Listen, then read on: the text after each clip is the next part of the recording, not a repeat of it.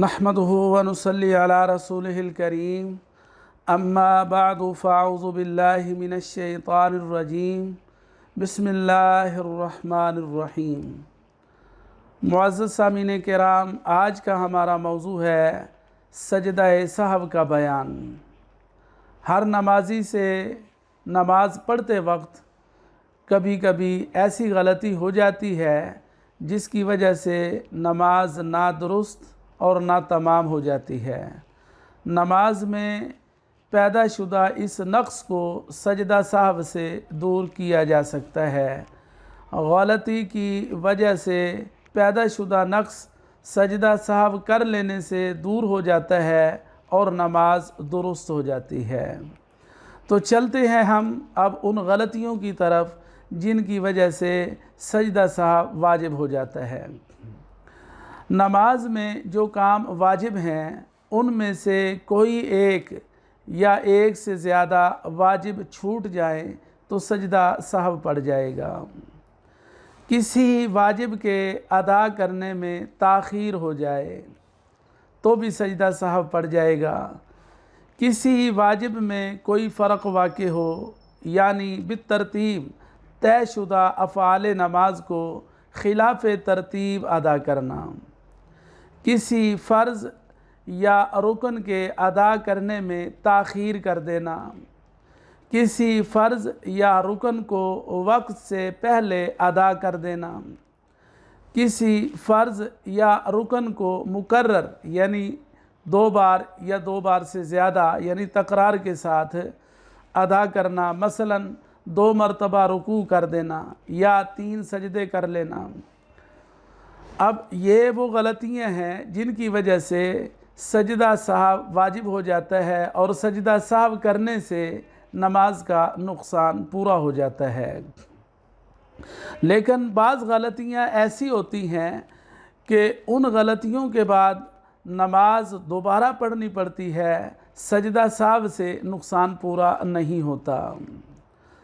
मसलन अगर नमाजी का कोई फ़र्ज़ छूट जाए, चाहे सहवन छूट जाए या आमदन यानी भूल कर फ़र्ज़ रह जाए या जानबूझकर उसने फ़र्ज़ को छोड़ दिया हो, सजदा सहव करने से भी इसकी तलाफ़ी नहीं होगी। नमाज को हर हाल में दोबारा ही पढ़ना होगा, असर नौ नमाज पढ़ेगा। जिन सूरतों में सजदा सहव वाजिब होता है, अगर सजदा सहव न किया तो नमाज वाजिबुल इआदा होगी। अब सजदा सहव के मुतल्लिक़ चंद अहम और ज़रूरी मसाइल पर गुफ्तगू कर लेते हैं। फ़र्ज़ और नफल दोनों नमाज़ों में सजदा सहव के वाजिब होने का एक ही हुक्म है, यानी नफल नमाज में भी कोई वाजिब तरक होने से सजदा सहव वाजिब हो जाएगा। सजदा सहव उस वक्त वाजिब है कि वक्त में गुंजाइश हो। अगर वक्त में गुंजाइश ना हो, मसलन नमाज फ़जर में गलती होने की वजह से सजदा सहव वाजिब हुआ, नमाजी ने पहला सलाम फेरा और सजदा सहव न किया था कि आफ़ताब तुलू हो गया यानी सूरज निकल आया तो सजदा सहव साकित हो जाएगा। तादील अरकान मसलन कौमा या जलसा भूल जाने से भी सजदा सहव वाजिब हो जाता है।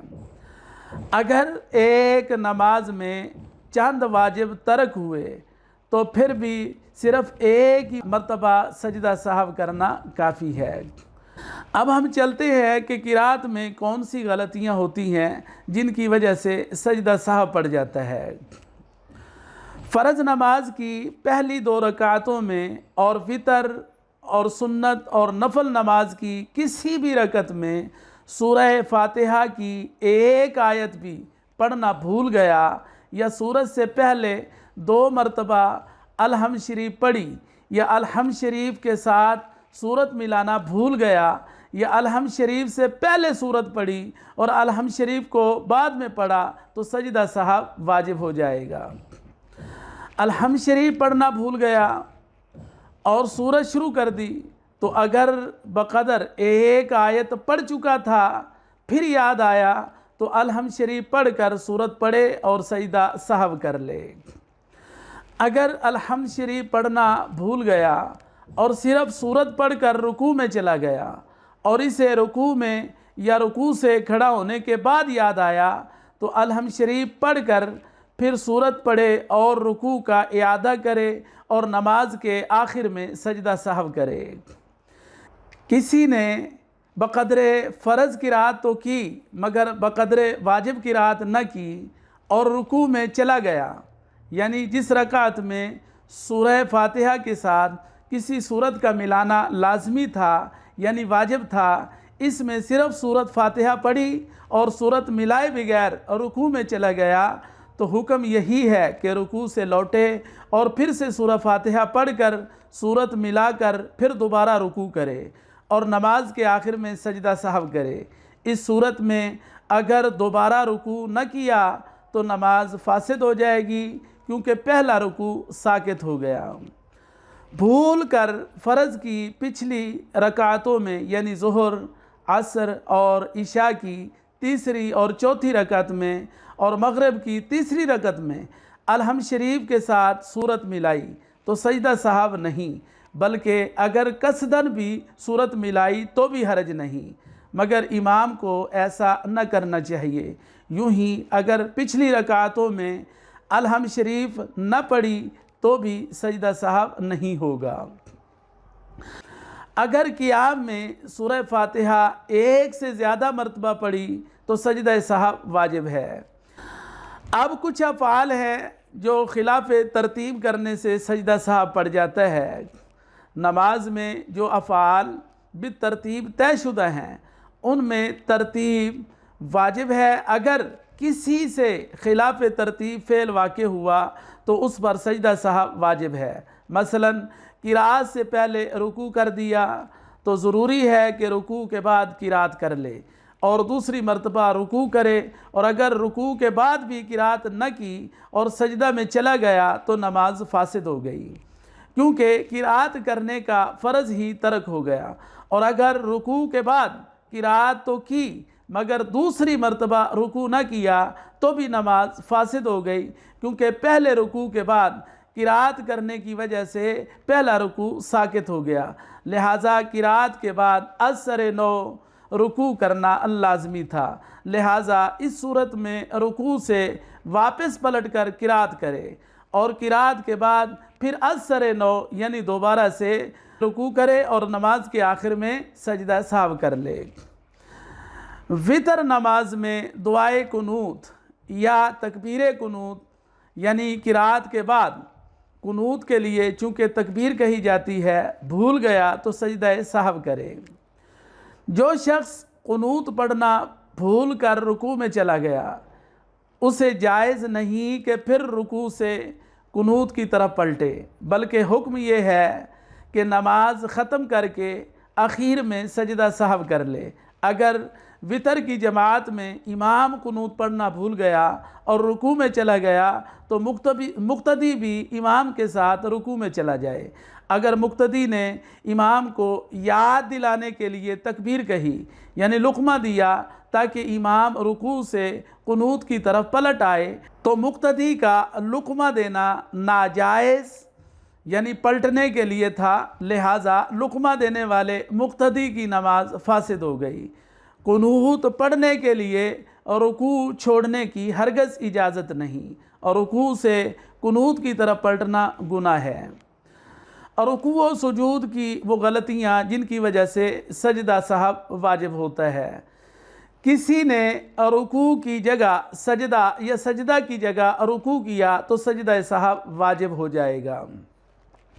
अगर किसी ने एक रकत में 2 मरतबा रुकू किया तो सजदा सहव वाजिब है, क्योंकि एक रकत में सिर्फ़ एक ही रुकू करना वाजिब है। एक ही बजाय 2 रुकू करने की वजह से वाजिब तर्क हुआ, लिहाजा सजदा सहव वाजिब हो जाएगा। इसी तरह किसी ने एक रकत में 2 की बजाय 3 सजदे किए तो सजदा सहव वाजिब है। अगर रुकू में सुबहान रब्बियल अज़ीम की जगह सुबहान रब्बियल आला कह दिया या सजदा में सुबहान रब्बियल आला की बजाय सुबहान रब्बियल अज़ीम कह दिया या रुकू से उठते वक्त समी अल्लाहु लिमन हमीदा की बजाय अल्लाहु अकबर कह दिया तो सजदा साहब की असलन हाजत नहीं, नमाज हो गई। नवाफिल और सुन्नतें गैर मुअक्कदा, असर और इशा के फ़र्ज़ के पहले की जो सुन्नतें हैं वो गैर मुअक्कदा हैं। इनमें क़ादा ऊला में अत्तहियात के बाद दुरूद शरीफ और दुआए मासूरा पढ़ने से भी सजदा साहब वाजिब नहीं होगा, बल्कि अत्तहियात के बाद दुरूद शरीफ वगैरह पढ़ना मसनून है। अगर क़ादा ऊला में एक से ज़्यादा यानी चंद मरतबा तशहुद अत्तहियात पढ़ा तो सजदा साहब वाजिब है। हर क़ादा में पूरा तशहुद अत्तहियात पढ़ना वाजिब है। अगर एक लफ्ज़ भी छूटा तो तर्के वाजिब होने की वजह से सजदा साहब वाजिब हो जाएगा। नफिल नमाज हो या फ़र्ज़ नमाज हो, बहर सूरत यही हुक्म होगा। अगर क़ादा में तशहुद की जगह भूल कर सूरह फातिहा पढ़ी तो सजदा साहब वाजिब है। फ़र्ज़, वित्र या सुन्नत मुअक्कदा का क़ादा ऊला भूल गया और तीसरी रकत के लिए खड़ा हो गया, अगर सीधा खड़ा हो गया तो अब क़ादा के लिए न लौटे बल्कि नमाज पूरी करे और आखिर में सजदा साहब कर ले। नफिल नमाज का हर क़ादा क़ादा अखीरा है यानी फ़र्ज़ है। अगर क़ादा न किया और भूल कर खड़ा हो गया, अगरचे बिल्कुल सीधा खड़ा हो गया, तो जब तक इस रकात का सजदा न किया लौट कर वापस आए और सजदा साहब कर ले। अल्लाह करीम जल्ल शानुहु व अतम्म बुरहानुहु हमें अमल की तौफ़ीक़ अता फ़रमाए। आमीन बिजाहिन नबील करीम।